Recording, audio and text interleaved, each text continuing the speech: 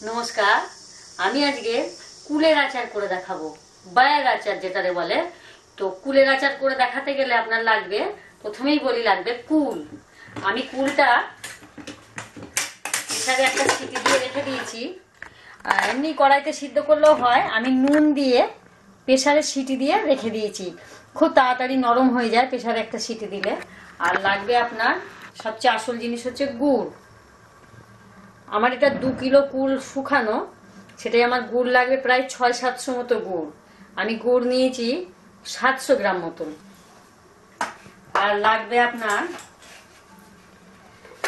একটু জিরা, 2-4টে ধনে, আর একটু গোলমরিচ, আর লাগবে শুকনো লঙ্কা, আর লাগবে আপনার সর্ষে, আচার মানেই সর্ষে, আর লাগবে আপনার তেজপাতা, আর লাগবে মৌরি।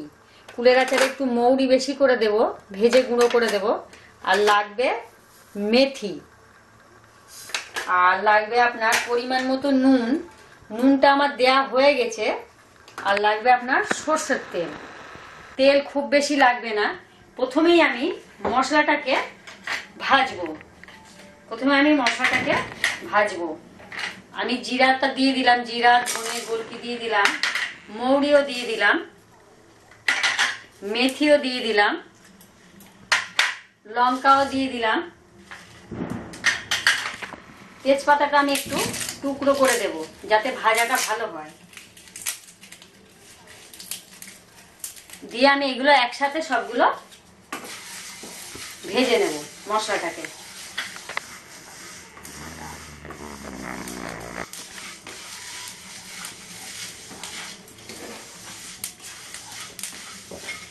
ততক্ষণে আমি এটা তাহলে ভাজা হবে। আমি এই কড়াইতে তেল দেব।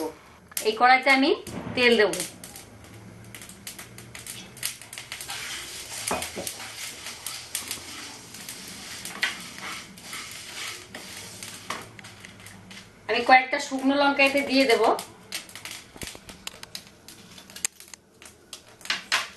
চার পাঁচটা শুকনো লঙ্কা আমি এতে দিয়ে দেব।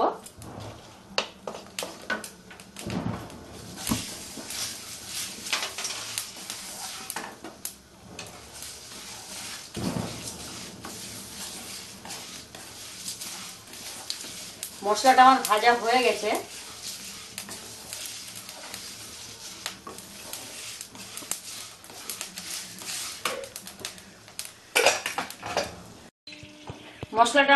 হয়ে গেছে। ওটা আমি এখন গুঁড়ো করব।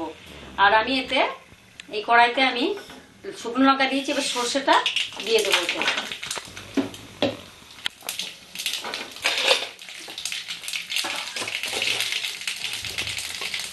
কুলটা আমি নামিয়ে নিলাম। কুলটা আমি এবার কড়াইতে দিয়ে দেবো।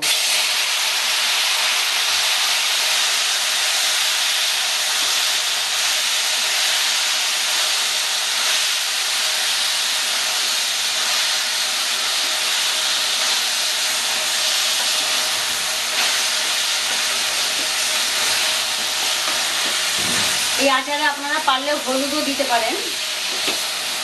যেহেতু আমি গুড় দেবো, আর হলুদ না দিলেও কোনো অসুবিধা নেই।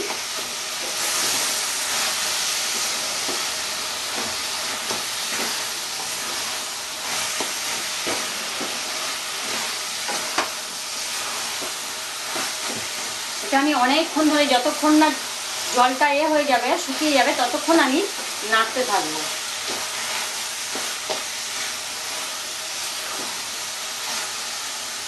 বেশ কিছুক্ষণ টাইম নেবে এটা। কুলটা আমি যতক্ষণ না শুকাবে ততক্ষণ আমি নাড়তে থাকবো। আর কুলের আচার খুব ইজি। আপনি 1 বছর কুলের আচার রাখতে পারেন, কোনো অসুবিধে নেই। আর মাঝে মাঝে কুলের আচার খেতেও ভালো লাগে। সবচেয়ে বেশি হচ্ছে গরমকালে খেতে খুব ভালো লাগে কুলের আচার। দুপুরের পরে ভাত খাওয়ার পর একটু কুলের আচার হলে খুব ভালো লাগে। আপনারাও বানাবেন, খুব ইজি, বানানো খুবই ইজি। আপনারাও বানাবেন, খুব ভালো লাগবে।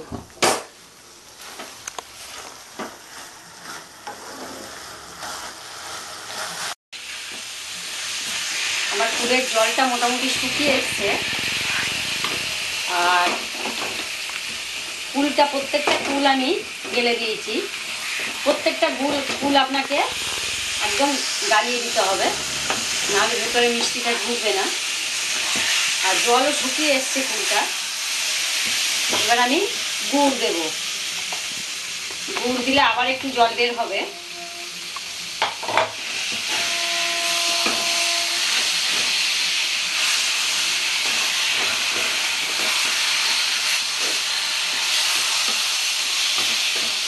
গুড় দিলে আবার একটু জল বার হবে, পাতলা হয়ে যাবে। আমাকে সিমে আছে, এটাকে অনেকক্ষণ ধরে নাড়তে হবে।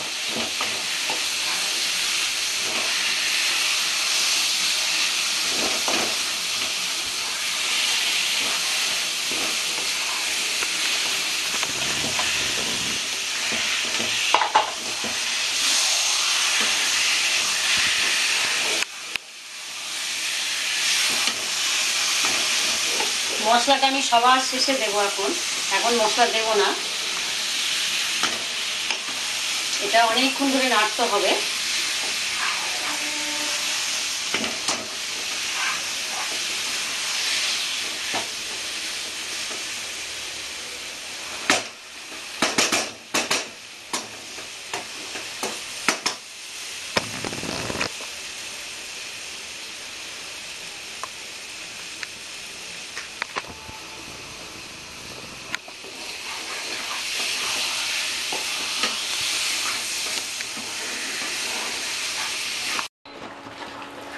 এটা গুড় দেওয়ার পর একটু নরম হয়ে গেছে। এটা আমার সিমে আছে, এখন বেশ কিছুক্ষণ নাড়তে হবে। সিমে আছে, আমি বেশ অনেকক্ষণ ধরে নাড়ব। আরো একটু শুকনো শুকনো করতে হবে। বারবার আমি নাড়তে থাকবো এটা, যাতে তলায় লেগে না যায়। তলায় লেগে গেলে পুড়ে যাবে।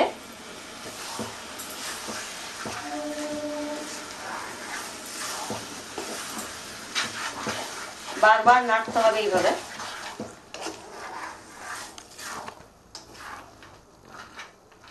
খুব সুন্দর খেতে, আপনারা বানাবেন, খুব ভালো লাগবে। কুলের আচার খুব ভালো লাগবে। আর কুলের আচারটা সাধারণত ফেব্রুয়ারি মার্চ মাসে পাওয়া যায়। কুলটা পাকা কুলের আচার খুব ভালো লাগে। আচারটা আমার একদম শুকনো হয়ে গেছে, একদম জল শুকনো হয়ে গেছে। আমি এবার মশলাটা দিয়ে দেবো। আমি সমস্ত মশলাগুলো একসাথে গুঁড়ো করে রেখে দিয়েছি।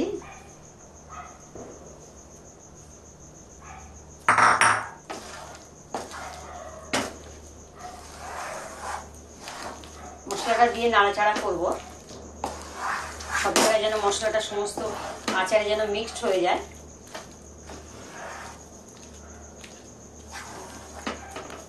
একদম সোজা আচার বানাতে, কুলের আচার একদম সোজা। আপনারা বানাবেন, একদম সোজা।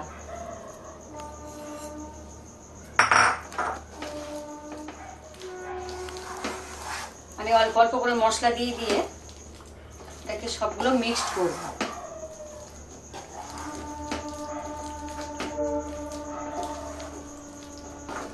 এবার আমি সব মশলাগুলো দিয়ে দিলাম।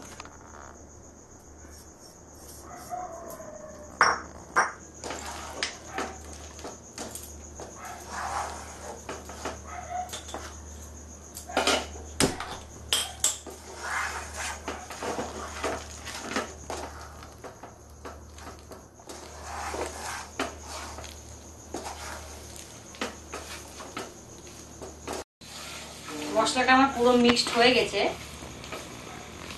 আর একটা জিনিস আমার বলতে ভুলে গেছি, এটা হচ্ছে ভিনিগার। আমি অল্প একটু ভিনিগার দেবো। ভিনিগার দিলে কি হয়, আচারটা অনেক দিন ভালো থাকে।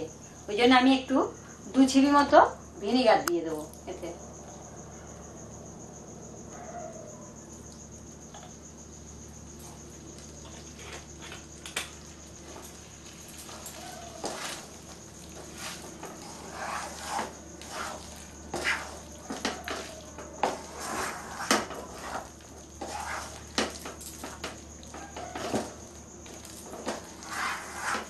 হয়ে গেছে আমার কুলের আচার। এটা আমি এবার নামাবো।